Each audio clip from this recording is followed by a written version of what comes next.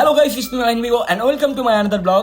Guys, আবারও আসলাম তোমাদের মাঝে। আসছে তো হবেই, বুঝতে হবে না কার জন্মদিন। জন্মদিনটা হচ্ছে আমার নীলিমা আপুর। 6 তারিখ 12টা বাজে আমরা কেক কাটতেছিলাম। আমি, নীলিমা আপু, ইবা, নীলা, আমি তো দুবার বলে ফেলছি, সমস্যা নেই। খালু মামা, আমার আব্বু, পিপাসা আব্বু, খালামণি, আমার আম্মুও ছিল, নানুও ছিল। তো খুব সুন্দর করে আমরা কেকটা কাটতেছিলাম।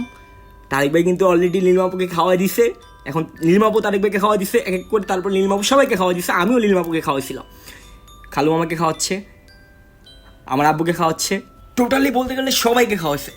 তারপরের দিন অর্থাৎ 6 তারিখই আমরা একবার কেক কাটছিলাম, হলো 6 তারিখ 12টা বাজে।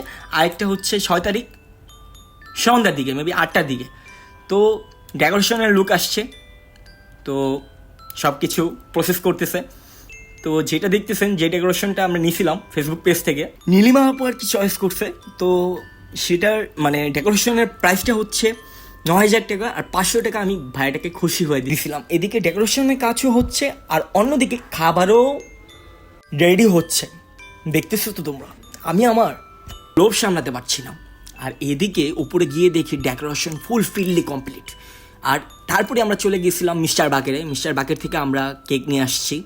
আরেকটা কেক কিন্তু অলরেডি আছে, 2টা কেক, আরেকটা ছোটো কেক কাটা হবে। তারেক ভাই, নাহিদ ভাই সবাই ছিল আমার সাথে। আর উপরে গিয়ে দেখি সবাই খেতে বসে গিয়েছিল, কিন্তু ওদের খাওয়া দেখে আমি আর লোভ সামলাতে পারলাম না, তাই আমিও খেয়ে নিলাম। ভরপুর খাইছি, ঠিক আছে। তারপরই কেকটা কাটার জন্য তারেক ভাই কেকটা আনবক্স করতেছে, কিন্তু ডেকোরেশনটা যত না সুন্দর লাগতেছে, তার থেকে বেশি সুন্দর আমার বোনকেই লাগতেছে। সবাই ছিল, ঠিক আছে, এই পার্টিতে। তো কেকগুলো একটু দেখে নিই। লালা লালা লালা লা। তারপরই তারেক ভাই চলে আসলো ফ্রেমে, সুন্দর লাগতেছিল মাশাআল্লাহ। তারপর নীলিমাপুর ফ্রেন্ড চলে আসলো। তারপর আমরা কেক কাটার জন্য প্রস্তুতি নিতেছিলাম। আমি কোথায়, আমি ফ্রেমে থাকবো না? আরে তুই তো আমাকে নেয়ই না, আমি আসি। তো তারপর আমি এই পাশে চলে আসলাম। তবে একটা দুঃখজনক ব্যাপার হচ্ছে, এটা আগের মতোই হয়েছে, কেউ হাততালি দেয় নাই, ব্যাড বাস। তো কেকটা নীলবাপু কাটতেছিল, 3টা কেকই কাটছে, ঠিক আছে। এখন হচ্ছে সবাইকে খাইয়ে দেওয়ার পালা। পরে খেয়াল করে দেখলাম আব্বু আম্মু তো কেক কাটলো না, জিনিসটা খারাপ। তারপর আব্বু আম্মু, খালু মামা, খালামণি, তারেক ভাই, নীলিমাপু সবাইকে নিয়ে কেক কাটলাম। তারপর সবাই মিলে কেকটা খেয়ে একটু গল্প গুজব করতেছিলাম। আসলেই গাইস, ফ্যামিলি মেম্বার্স, কাজিনরা একত্রিত হলে আসলে অনেক ভালো লাগে, গল্প গুজব করলে মনটা ফ্রেশ থাকে আর কি। তারপর আমরা গ্রুপ ফটো তোলার জন্য প্রস্তুতি নিতেছিলাম।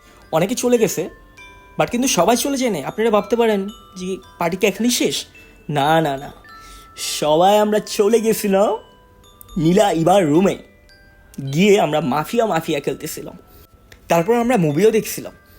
তারপর ঘুমাতে গিয়ে দেখি সকাল 5:30টার মতো বেজে গেছে। তো গাইস, তারপরেই চিন্তা ভাবনা করলাম ব্লগটি এখানেই শেষ করা লাগে।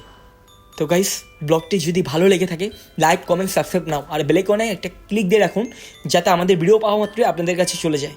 বাই গাইস, সবাই ভালো থাকবেন, আসসালামু আলাইকুম। তো গাইস, এখন কি বলবো আমি বুঝতেছি না, গুড মর্নিং বলবো নাকি গুড নাইট বলবো। তো যাই হোক, তোমাদের কাছে এখন গুড মর্নিং, বাট আমার কাছে এখন good night. Bye bye, ta ta, আল্লাহ হাফিজ।